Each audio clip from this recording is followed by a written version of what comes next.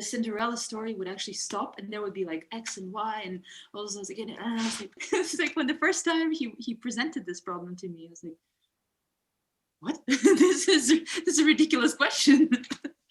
So my classmates' parents work. What do you do? What is going on right now? I completely lost my breath when I saw what was happening at the conference. This capacity to think about your work as a play, as a game, as a.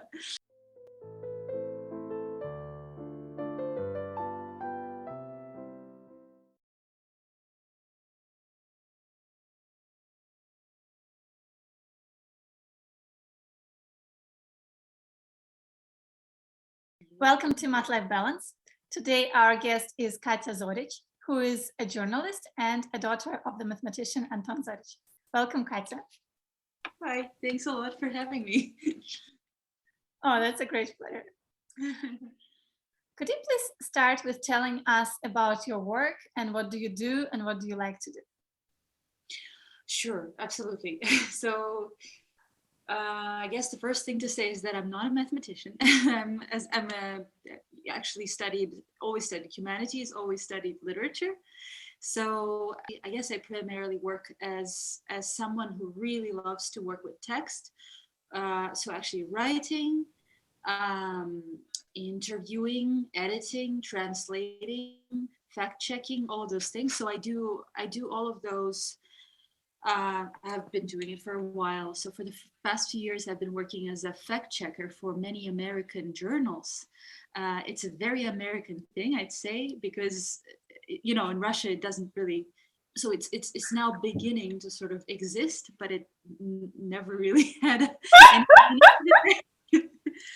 Because when you call someone in Russia and you say, "So I'm fact checking this piece for the New York Times Sunday magazine," they say, "What?"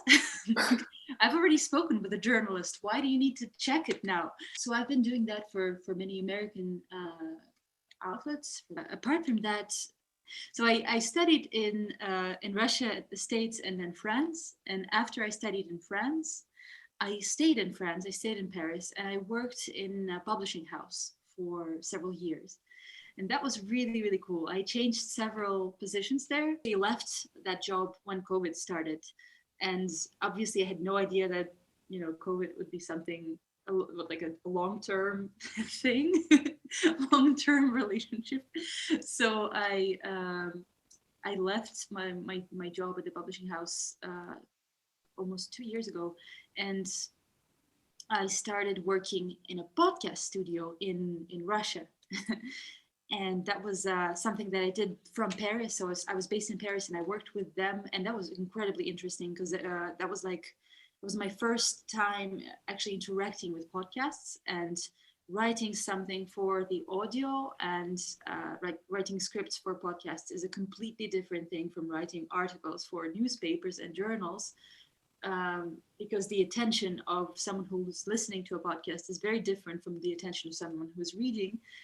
So that was really cool. And I did that for almost a year. And then I also left the podcasts. And now for the past year, I've been working as a freelance sort of writer, editor. I translated my first book last year. It was a book that I translated from English into Russian for a very nice, very cool Russian Moscow-based publishing house called No Kidding Press. And I highly recommend them. They're really great. They publish really cool titles and authors, mostly living authors, and all female authors who are not very well known in Russia, sometimes not even well known in the West. And that was really fun. I really liked that. So, okay, the rest of the interview, we will try to understand how was your path from, I guess, some math in childhood to all these exciting activities. So could you tell us about your childhood and upbringing and which role has math played in it? So both my parents actually are mathematicians. My mom was a mathematician and my father is a mathematician, and my grandparents from my father's side are also mathematicians. So like there's an incredible amount of mathematicians in my family, which I should say like the first thing I should say is that it's never played any role in my upbringing. Like I think what I mean to say is that they never pressured me to study math. They never tried to influence me with their, experience. I was born actually in the States because my father was a postdoc at the time at California in California at UC Davis. He was very young. They were both very young. My parents were young when they had first my older sister and then me. And when I was born there, um, I think it was somehow important to, I don't know if it reflected in any way on me, uh, but later on when I found out that he was still like sort of a student when he had me, not a student but a postdoc, um, I found that very cool in some in some way that he was like while having a baby he was still on his path to becoming the mathematician that he's now become. And I always appreciated that when I was growing up, that my parents were both sort of always looking for a path, because I think that eventually is that what I really like about it. For example, my father, when I look at him being a mathematician, is that he's always sort of on the pathway to discover something. So he knows that he's a mathematician, but he's still, trying to discover all those solutions and problems and things that he's always like thinking about and discussing with other people. And that to me is a very interesting aspect of grown-ups who always strive to discover something, because it's not like that with many other grown-ups. And it's actually very hard to, find people who work that way in, the growing world of like big companies and just in general. So we moved a bunch when I was small. So we moved from the States to Italy, then Germany, then France. And I don't remember much of it, which is a shame because that would be so great. My older sister remembers how we moved, and she would change schools very frequently, but she loved it. She was very sociable. She got many friends in many countries, and she started speaking different languages already when she was little. And I don't remember much, but um, I like to think of that period of my life as something that I owe to my parents who were mathematicians, and uh, because we had a chance to travel thanks to those postdoc experiences and jobs. And I know that for my father it was a very difficult time, because it was like he's trying to discuss, like to actually to get a job somewhere, to get a position, obviously was incredibly difficult. At the time it was like, I think it was not even an option to go back to Russia, because in the post-Soviet space there was, I think, almost no option for a mathematician to actually get a job and be paid and sustain a family with 2 kids. So I know that for him it was a hard time, but like I also know that it was great for us to travel around, to see those countries, to see those places. That must have been great. And eventually he stayed in France, and my mother and I moved back to Russia, and he would obviously visit very often. And I must say that math at that time, it really didn't play that much of a role, as I said, for my like upbringing and education.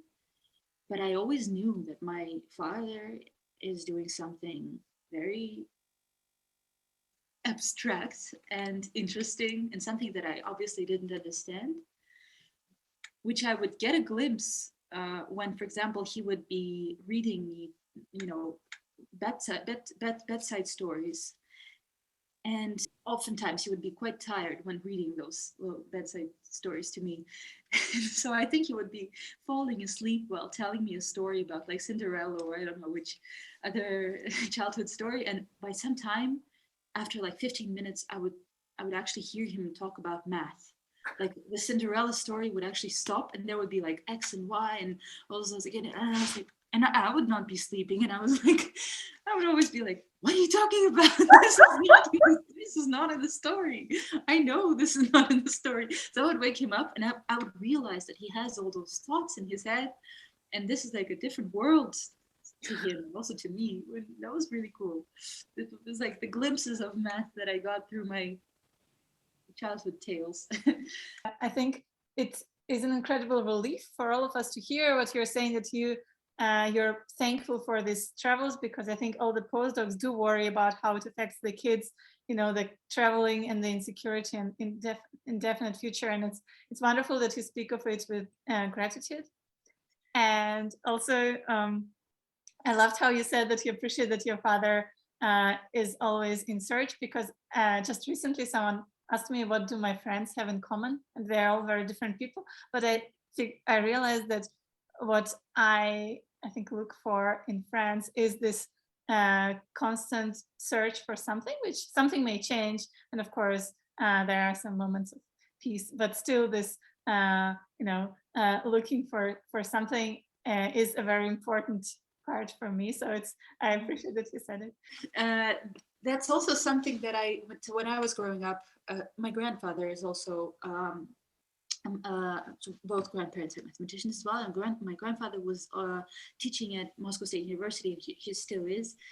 And at that time, when I was growing up, I was little, I knew that he was a professor. I also knew because he would sometimes give me logic problems to solve. He would really to give me a puzzle, or like give me a little interesting, like, anecdotic problem. I still remember, like, even up to this day, I know of course the solution now, but up to this date it seems so strange to me that a kilo of feathers and a kilo of watermelons is something you would like be comparing. And it's like when the first time he presented this problem to me, I was like, what? this is a ridiculous question. Of course the watermelons, what are you talking about? Anyway, it was he would really love to surprise me with these puzzles, and I would spend hours thinking about them. I couldn't go to sleep.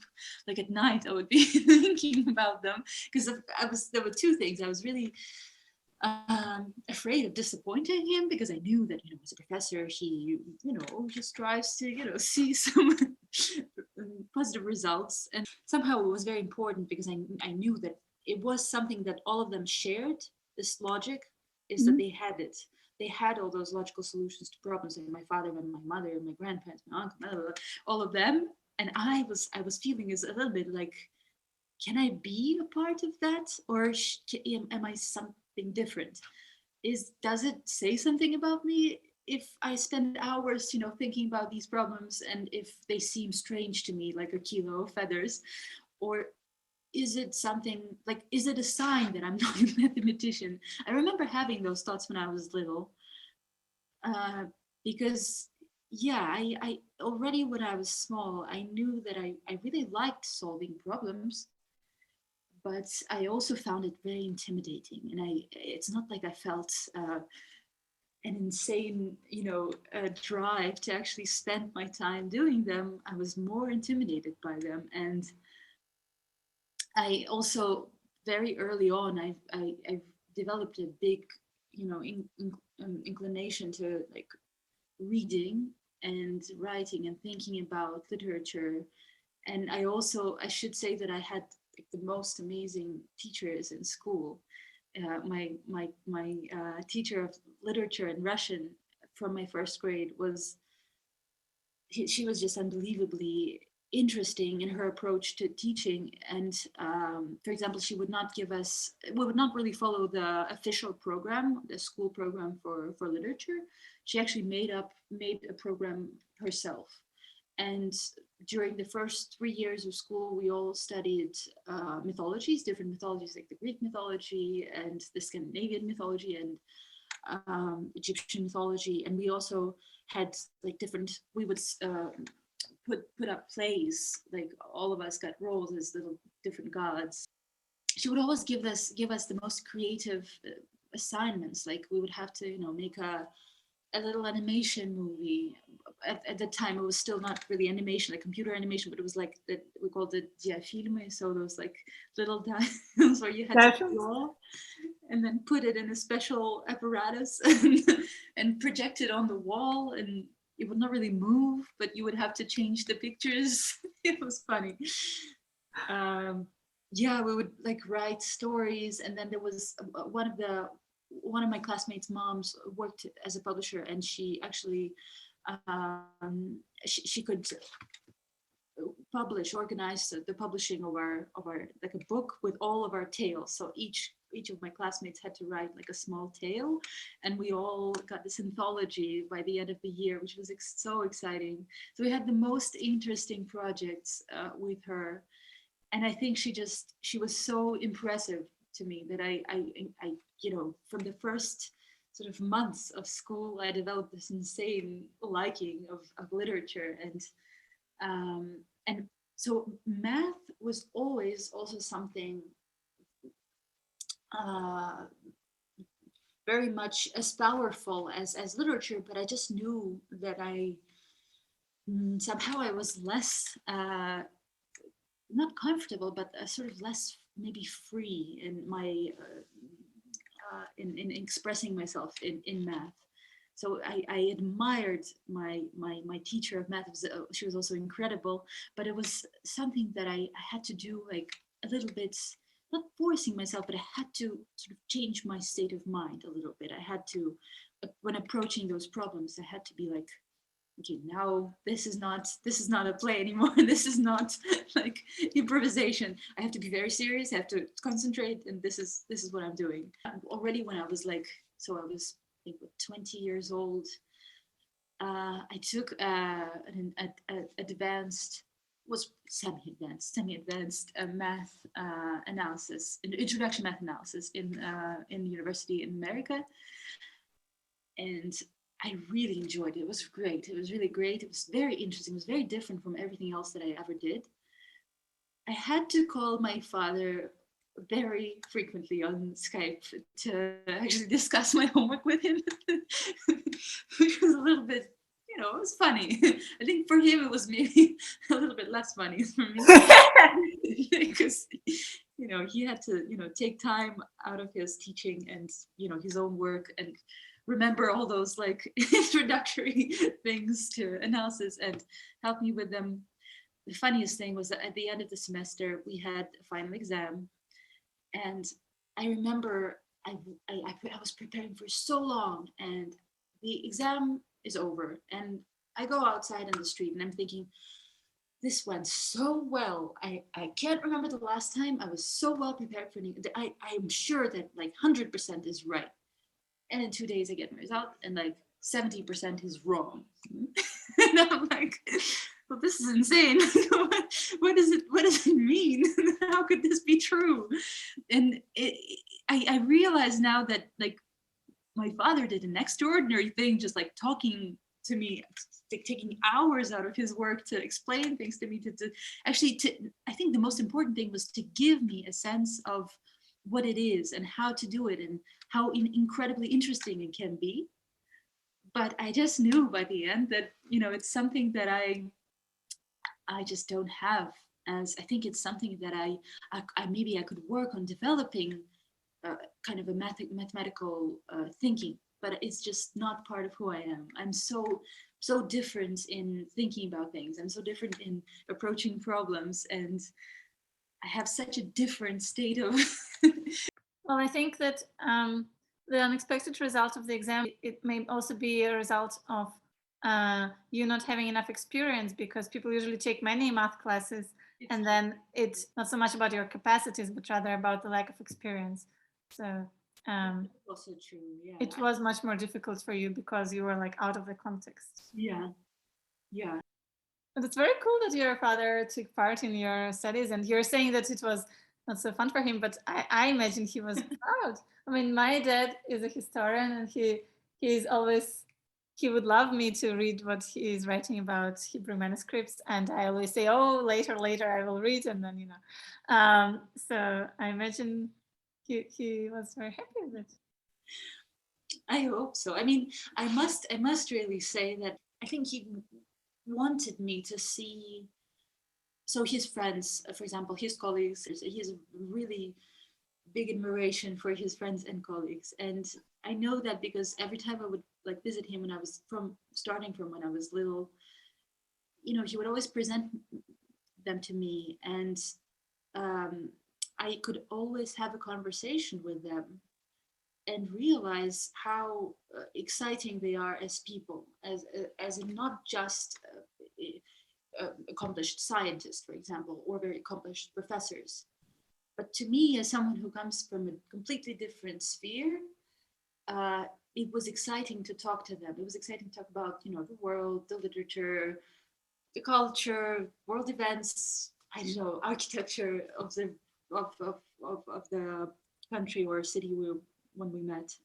And they would, for example, I remember they would meet up to play volleyball. That was something that they did very often when I was little. And um, that was in Bure-sur-Yvette, where in France, it's next to Paris.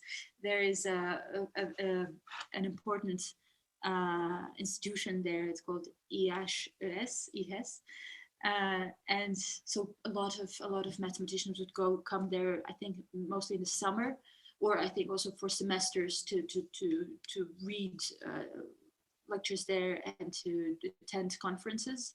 And I remember that they would always meet up, like in the evenings, they would meet up. There was a volleyball to play volleyball next to the houses. And I seeing these like very serious people who I knew were serious because I saw them several hours earlier, and they were all sitting in the room together and thinking about something, like drawing all those things on the board that I would never even understand, like all those little signs, all those drawings. And then they, like 2 hours later, they're playing volleyball like little children. And that was amazing to me. Like, how can these very serious and grown up people have such a sense of community and also such a sense of, I don't know, ease and uh, lightness? It's very important. Like, I've been to so many literature conferences in France mostly. Not once have I seen a volleyball match after a conference. Like, that's just something that I've never seen. The most is that when people read poetry to each other, in free hours. That's what literature professors do, which is also great. But it's not. I think the epitome of this sort of sense of how they spend their free time and how they actually communicate to each other at conferences was this past September. My father invited me to join him at a conferences in Italy. It was in Ventotene, on an island of Ventotene, and it's a very, very small island. It has a very unique feeling to it because it hasn't really changed, I think, much since many, many years. It's a little bit sort of like the island is crumbling apart because it's standing on these ancient, like volcanic stones that are sort of, I think they're slowly sort of like crumbling into the sea. It has a lot of like aura to it, like its own atmosphere. And I only stayed there for 3 days with them. So the conference lasted a week. I think it was the most unbelievable 3 days I spent in the past few years, if not like in my entire, I wouldn't say maybe in my entire life, but I had I completely lost my breath when I saw what was happening at the conference, because they just had such a great time.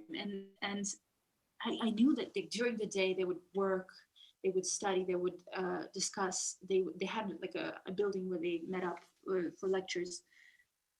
And in the evening they would, for example, they would have dinner, and they would go dancing, for example, and then they would go swimming in the night, and then they would like go sit and discuss many, many different things, not just math, but so many different things. And it was just so fun. Like, I've never danced with so many people whom I just met yesterday and who are these serious mathematicians, and they danced to Italian disco, and it was like the most. I had an impression of being in a summer camp with just these great children who just enjoy being together so much. They enjoy the company of each other. They ask each other questions. They talk about. So I actually talked about.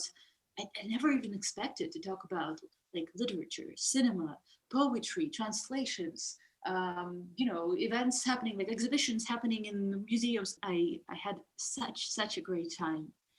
it was just amazing. It was the I was incredibly grateful to have been invited and to like to have shared those moments, those days of it's just I had a sense of being around people who first of all really love what they do, and they sort of are really immersed in this world of talking to people and sharing what they know with others, and learning something from others. And then also people who not only just love the math that they do, but they also love spending time with each other, and they love the world that they see around them, which is like a very different.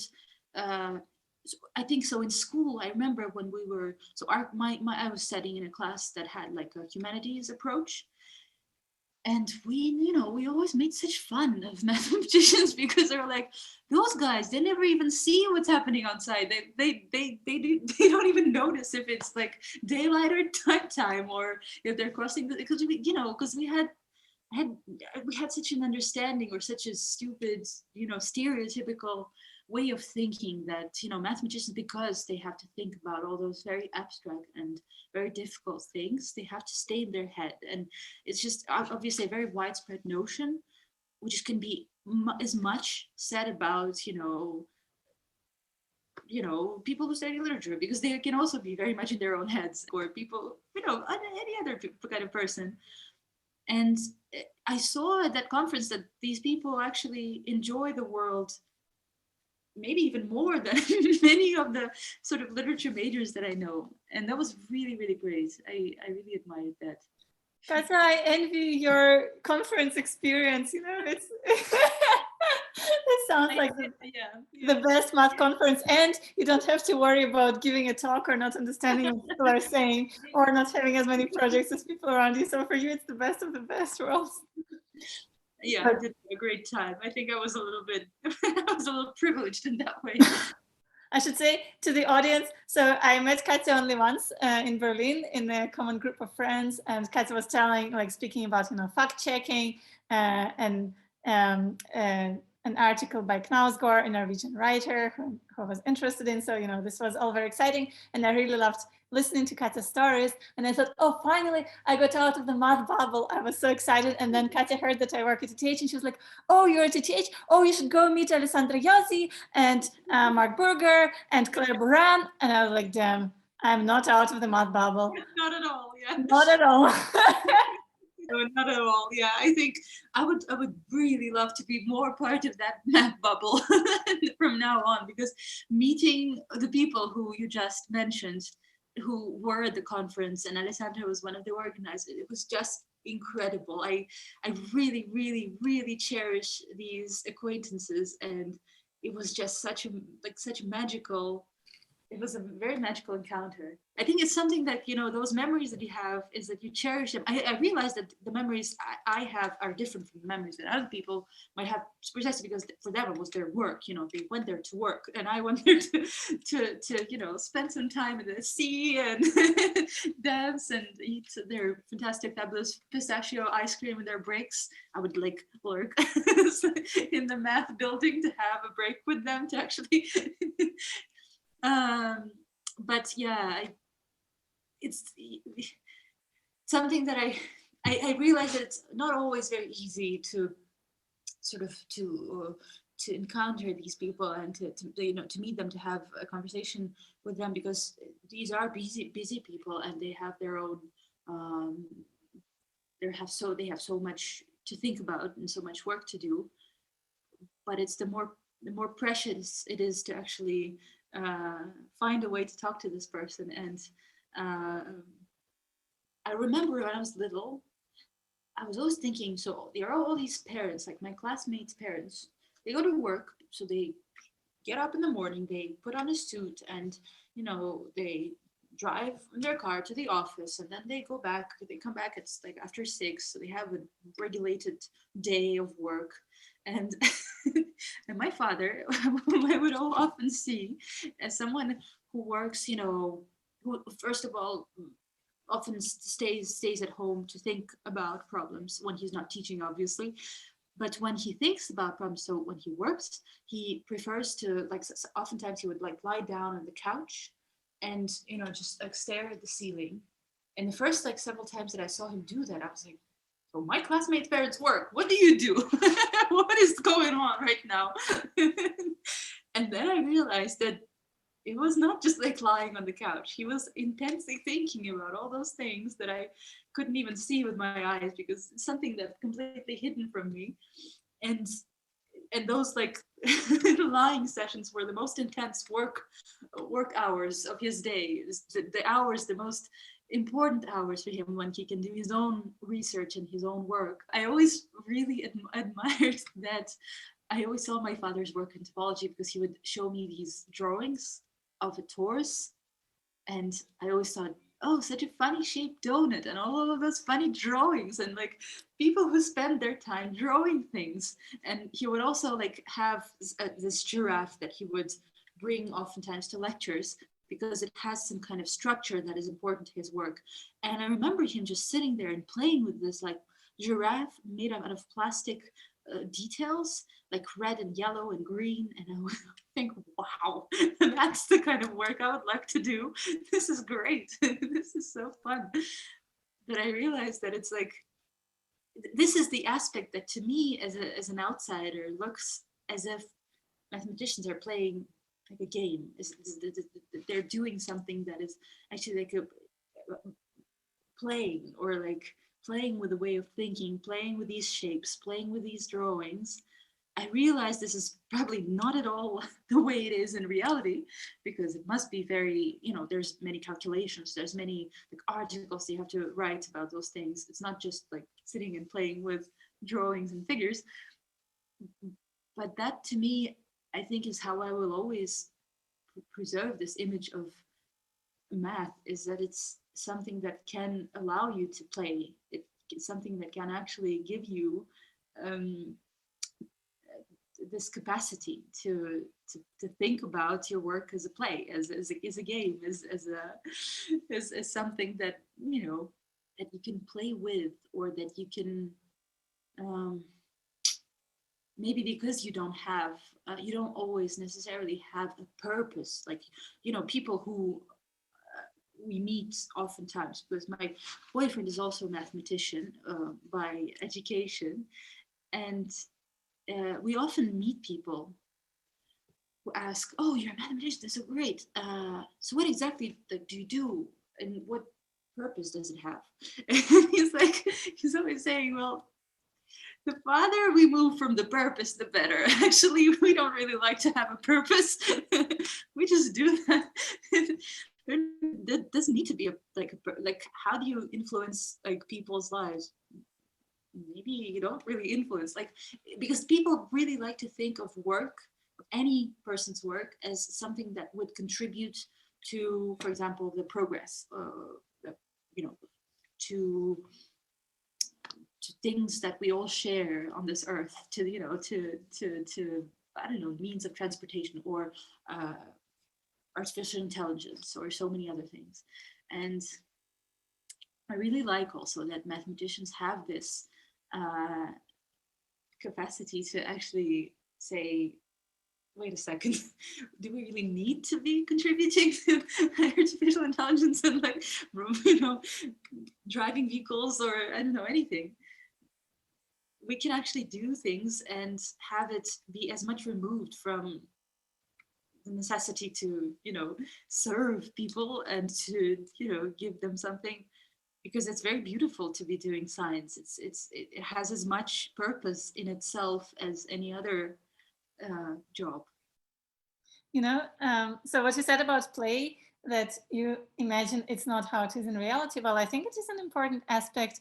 And although you're right that there are other aspects, I've spoken to many mathematicians throughout the years, and I don't remember anyone saying, "Oh, my favorite part of doing math is writing papers." Like, while it is a necessary aspect, it's not really people's favorite part. And of course, people, I think, ideally try to maximize, not everyone, but many mathematicians do try to have more of that playtime that you described so beautifully. And also, I think for many mathematicians, from what I heard, it is a difficult question, like, why are we doing this? And for myself, for many years, it was not a question. And then at some point, a couple of years ago, it became also, I think as a postdoc, I started thinking much more about why we were doing it and what is my contribution to society. And then I remember once I was talking to my dad, who's a historian. So I was like, how what you're doing is meaningful, how what I'm doing is meaningful. And then I laughed at his answer when he told me, look, the laws of the capitalism and such are so that if something is completely meaningless, it usually dies pretty quickly. And math has been studied by for many centuries, so there must be something about it. Definitely. That's a very good answer, actually. That's very good logic. It's always difficult to explain to people why something that you're doing, to justify the things that you do, if you do something different from like a very well-known path. And definitely thinking in terms of science and working in science is something very um, distanced from the official way. I don't know if there's any, but I mean, from the jobs that, for example, wouldn't require such abstract way of thinking or such um, endeavors of discovering something, for example, solving something that maybe cannot be solved. That is also something that I, as a quality, as a goal for a person, to be working on a problem, maybe not even for a week, maybe not even for a month, maybe not even for a year, but maybe for many years, we're working on a problem that might not even have a solution. Well, it requires incredible courage, I think, incredible courage and incredible, not which self-organization, I think, is something that also is very goes very much against, contrary to the way of thinking of when you imagine mathematicians as people who are, people who don't have self-organization, or people who don't have a sense of reality, or as I was describing to you when the things we were thinking in school about our math uh, co students in this school. But I think that it's very different, because a person who problem that might not have any solution has to be very determined and very self-organized.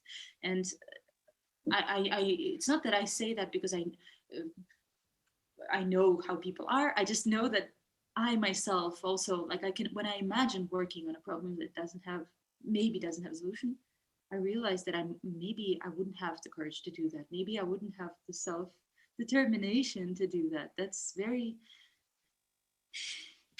courageous, I think. Um, and I don't even have an equivalent for that way of thinking in literature, I think.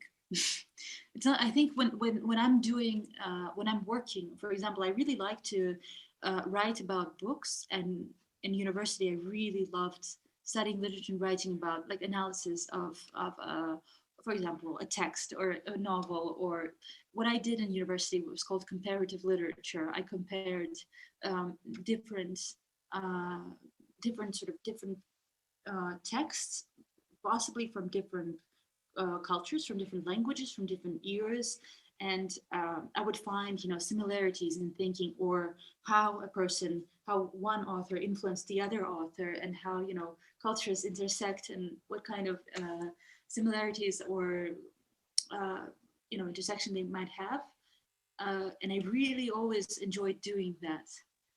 But I don't think that when you're comparing to literary texts, you have the same way of working. Is that it doesn't really it doesn't it's not like a problem that I'm trying to solve that will have a solution. It's just that maybe I will find some historical documentation of one author being influenced by the other, or maybe when I'm reading the text, I will find that in the lines I will see, this way of speaking, or this way of writing, these words remind me so much of the other author. And this is where the similarities will be, and I will be finding them there, but it's not like a problem with a solution. It's just sort of like exploration. There can be no solution in like in literature. It's much more sort of, which is why I never wanted to teach literature. I had many times have been asked that, and I never wanted to do that because literature is something so subjective. It's actually, it can't really have a correct definition. It can't have a correct um, solution or a reply. If you can't just like ask a person to interpret a literary text in one way, and if the person has a different understanding, then that's the incorrect way. That just doesn't work in literature. There can be many different interpretations, and it's very interesting to discover all of them actually. And um, I never felt the uh, sort of the possibility of being the one who's standing in a classroom and says, saying, this is how you're supposed to think about a text. This is how you're supposed to think about an author. I think I would be very not afraid of being confronted by my student, but just like I think that like a good literature professor is someone who actually has the possibility to give the students a way of thinking about a text such that the student offers their interpretation. It's like giving way for interpretation is a very important feature for a literature teacher, and I'm not sure exactly how it works in math. But it was always very interesting to me how a math teacher or professor, what strengths does a math professor have? Like, what is a good math teacher? I don't really know. I've had great teachers myself, but I wonder if it's the same way for when you're teaching math. I mean, I think a lot about this, and the way you said in the beginning about feeling much more free when you were in your literature studies rather than when you did math problems as a kid in school. Unfortunately, I should say the same in terms of, I have asked a bunch of my friends in math whether they feel freedom in doing mathematics, because, and some of them say that for them it's like a game where they invent, like where they maybe invent new things or just discover something. And for me, it's a game where there are many complicated rules, and I'm like in the beginning of Glasspellenspiel, like trying to understand all these rules and getting confused and feeling like lots of constraints. And I think maybe teaching is one of the answers, or as I've been dreaming recently, math popularization is a way to feel the freedom of presentation and sharing math. So there was one of my favorite quotes from the interviews is by Richard Thomas, who said that the objective part of math is, of course, the least interesting one. And I understood it as, there is the objective part of math, which, as you said, okay, the teacher should teach that, but also there is an additional layer where you share your intuition. And to me, a good lecturer in math is a person who shares their intuition in math and their inspiration by expressing what makes them excited about this theorem, not just stating the fact of the theorem. I think that's the best for the students too. And so I'll be teaching my first lecture course this semester, and oh my God, the students are going to see this video and doubt what I'm saying. But my dream is to be able to share the joy that algebraic geometry gave me over the years, and to explain to students why is that, rather than learn the definitions, because the definitions are all in the books. So that's, I think, an important aspect of teaching math is something that is not in the books. In the book. Yeah, absolutely. That's exactly how I think about. That's very similar. That's how I think about teaching literature, and which is why I've also, like, in the past several years, I've been thinking about it more and more, because I think when COVID started, many people started having book clubs. And book clubs on Zoom, obviously, because there was no way of meeting up. And I heard about those book clubs, and I participated a little bit in some of them, and I realized that it's incredibly exciting, actually. So I think that it's also, I don't know if it's something that was that I stayed with me from my childhood, because I didn't really have those teachers that were always just saying exactly what's in the books and nothing else. I always had teachers who were very inspired, but what Me they do too. here, that was incredible. But I realized that, yeah, it's teaching is maybe not as frightening as I was always thinking about it. As like, as it doesn't impose this role on you when you have to be telling the truth and giving your students the exact way of thinking. It's actually a very exciting role. It's when you have a chance to hear other people's minds, and to, I guess the thing that you have to do is just like sort of, for example, in literature seminars, our teachers would uh, instruct our way of discussion, which was important to for all of us to have a sense of some conclusions from this discussion by the end. But that was like the main, like the mediator. So It's the same with teaching math. So I was teaching these exercise sessions a year ago, and I was not so happy with the way the class was going. And then I invited my collaborator to join the Zoom session secretly under a fake name and tell me what he thinks of the class. And he said that he gave me a very valuable advice, I think. So think of your main duty in the class as a mediator.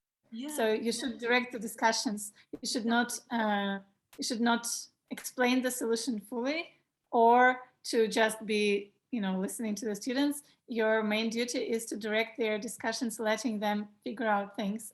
And this word mediator was very surprising for me. I haven't heard it in the teaching context, but it makes a lot of sense. And now you said it too. yeah, absolutely. I totally agree with that. Very much agree.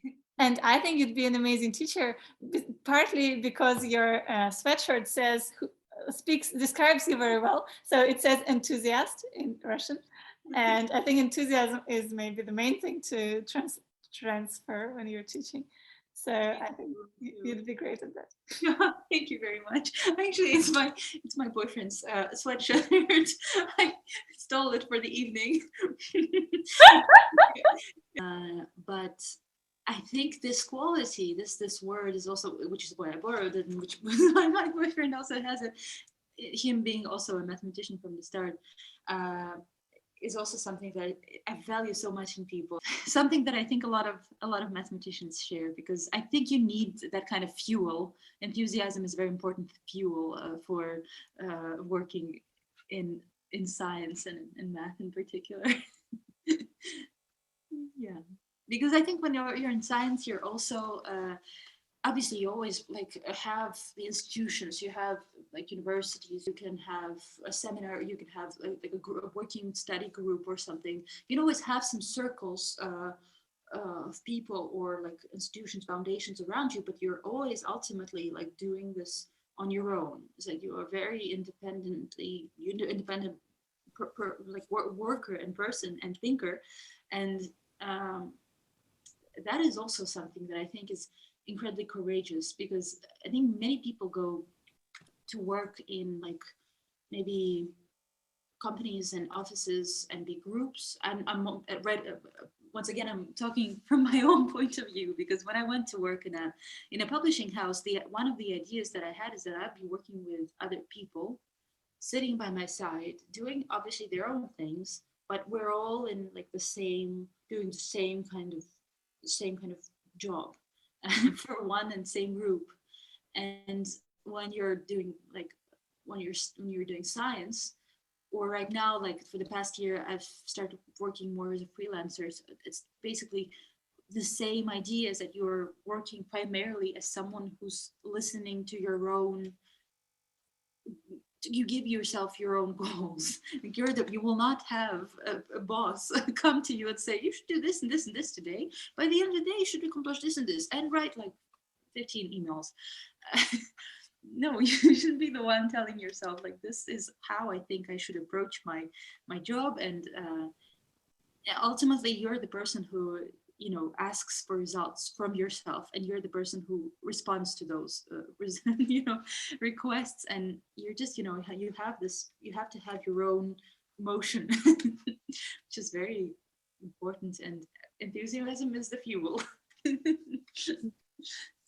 Yeah, it's very hard to explain for me to other people that I have a job, I have a salary, and there are almost no official duties. I mean, there are duties, but there is no one expecting me to have accomplished something by any concrete day. And so people are like, wow, that's amazing. I'm like, yeah, there are two things. So I think basically as a postdoc, I can do whatever I want. There are just two issues with it. A, I need to know what I want, and B, I have to be able to do it. And the rest is great. These two things, however, I think may be very difficult at times. Yeah, absolutely. I think these are the most difficult work problems I had to grapple with during my entire working experiences, is the time when you have to ask those things from yourself, and no one else is there, so you can't really rely on some other person to be there for you and to give you those directions, or it's incredibly difficult. And yeah, I really admire that people still do that and continue doing that. I realized I haven't actually talked much about my mother, who was also, so she wasn't really a mathematician in the sense that she wasn't, at the time when I was being born, she was no longer in math proper. The funny story is that they met with my father. They met very early on. They met when they were, I think, the father maybe was something like 14 or something like that. She was a little bit older, and basically, at some point of her life, when she was still a young teenager, she realized that she really liked math, and no one in her family was actually a mathematician, and no one was really supporting her desire to study math in a specialized math school. So she just went to the libraries and she discovered those math books and she studied by herself, and then she got into a math school. And my father was really impressed when he met her, because he came from a math family, but so he had some kind of encouragement and help. And he met this person who had none of that, and she had no problem getting into a math class. And later on, they both studied at math department of Moscow State University. And I think they both had a great time studying there. So my mother really liked math as well. And she was very interested by that in a different way than my father. And she also so before I was born, she worked as a math teacher in a school in Moscow, and I think it was maybe the first school that actually had an exchange program with the United States. So at some point, she with her class, they went to the States and they had a chance to study a little bit in the school and meet lots of people there. And I think to her it was also amazing to discover that math could be a pathway to the West, to the other countries. She could, you sort of by doing math, by using that, she could meet people out there, because it was so incredibly difficult at the time that I think that's what played a big role to both her and my father, is that they realized that this can be something. This is the universal language, so to speak. This is something that they shared, being from the Soviet Union, having a sense of being completely, alienated from the rest of the world, sort of just they had the sense of math being a universal language that they could speak about or speak to with other people from America, from the States, from Europe, from France, from Germany, from all those countries, from Iran, from Australia. And that was very impressive. So when she told me about that when I was little, I remember I also had this, I heard in her stories that it was very important to her that she had this beginning and that she had this education, mathematical education, and that she got close to this understanding of and feeling of math as something that could communicate people, could relate people to each other. Katya, I have a question for you, which you don't need to have an answer to, but in case you do, I'd be curious to hear it. Is there any book that you like and somehow associate with math or mathematicians? It's a very good question. It's actually funny because there are several books like this, and uh, the first part the first part of those books is like poetry books. So nothing to do with math. But when I was little, my father would very often read me poetry, recite poetry, and he still has this fantastic memory where I think he can just like read a poem once or twice, and then he just remembers it. He remembers the text word by word. And same with prose. Sometimes with prose, he can also remember, just like, he doesn't have to like sit there and revise it many times. He can just learn it like from one reading. And so I remember the poems that I heard from him. I think that was the first time, and I was still very small. And it was the first time I heard some of the Russian poets. So his favorites were Nikolai Gumilyov, Iosif Brodsky, and Osip Mandelstam. And I think those were the first three authors that I discovered like very early on from him, because he would, recite these poems to me. And oftentimes I wouldn't even know like exactly who Mandelstam was. I just knew that these were really nice poems. And to me, that's something that I very much associate with math, just because I will always have this feeling that somehow Nikolai Komelov is very associated with math, or Brodsky is also associated with math, because of my father. Because I know that maybe those poems, the poetry helped him also in his math work. And I think he was also learning then to have this kind of text in his head. Hard to explain exactly. I don't know how it helped him, but I think that just having like reading and hearing the beauty of those texts, and obviously them being Russian, right? Russian poets as well. It's big importance. But yeah, so those are those are the first books that I associate with math. Then I think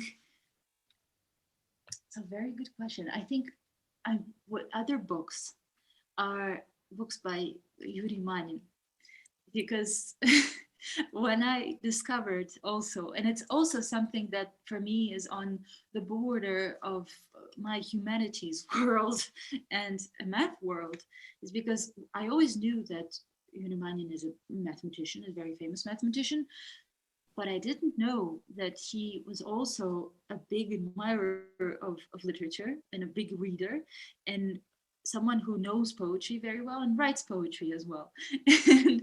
and so to me, that was a very big discovery. And I still remember this feeling of discovering a very famous mathematician actually being someone who I can relate to as well, which was very exciting. And I also enjoyed a lot reading his book Mathematics as Metaphor, which has essays about math and literature and whatnot. But the cool fact about him and literature is that there is this novel called A Million Years Before the End of the World by brothers Strugatsky, where the main hero is a mathematician, and Yuri Manin is the prototype for that hero. No way, I didn't know that. That's very interesting.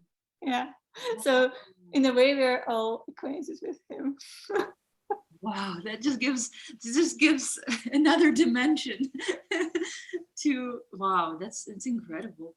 Whenever I learn things like this, it's just I have a whole new perspective on the person, and that's incredible. I actually, maybe other series of books that I also relate very much to math is Richard Schwartz's books for children. And he's also a very famous mathematician.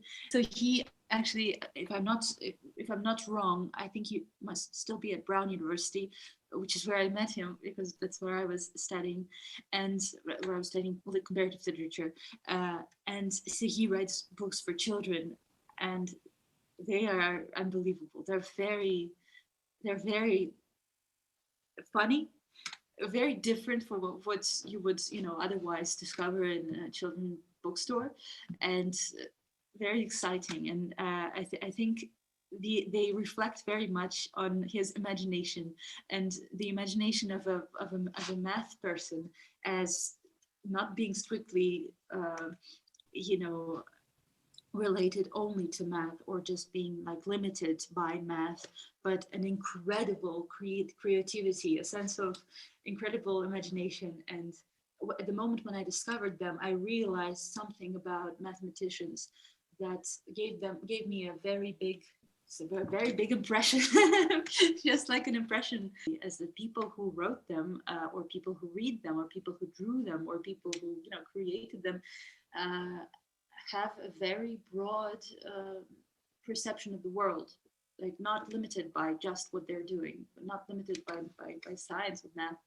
which is great. Katya, let me finish this interview on expressing a hope that one day we do together a project relating to your journalistic skills and my connections with mathematicians, because the way you speak about mathematicians is amazing, and I think we could do something together about it. That would be great. I would love that. So let's do it.